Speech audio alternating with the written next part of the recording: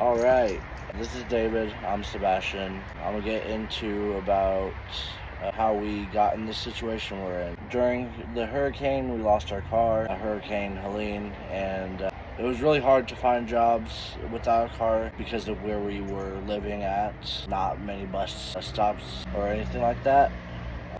We made it to where we always had a job, even though it was hard. Still paid rent on time, and we did everything we could. Now, when it came down to it, our roommate had started spending most of their money on stuff that wasn't necessary, whatever it was, and they decided that they would say that it was our fault that they were losing their money, and it came to the point where, since they were the primary leaseholder, we didn't really have a choice. They were leaving, which means that we had to leave. If not, we would have to pay too much. And when it came down to it, we couldn't pay that, and we ended up losing. At that point, things were in a little bit of a daze.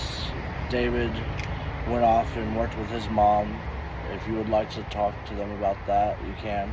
My mom has her own business. I was living with her and trying to save up money for a month so we could have a car when I came back to Asheville. And I didn't get more than 2 weeks in working with her.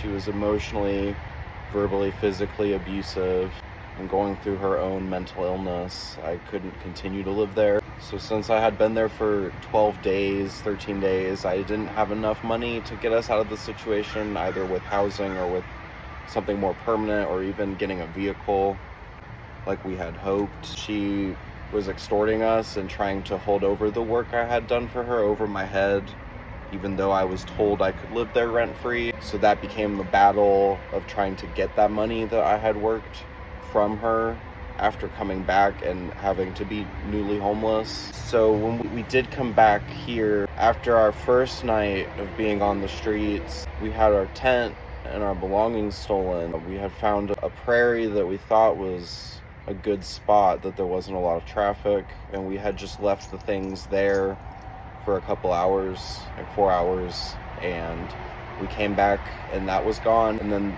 over the next week after that, we had gotten another tent, and it was in a very remote spot. We had only left for about an hour or two, and we came back to the APD, cutting up our tent and stealing our belongings. And then we were slapped with tickets, basically glorified fines, but they ticketed us for littering when they had cut up our stuff and spread our stuff everywhere, and tickets for trespassing. So we are on our third tent now, but the funds we are asking for are going to be allocated first, hopefully to a vehicle, because that makes everything go by smoother.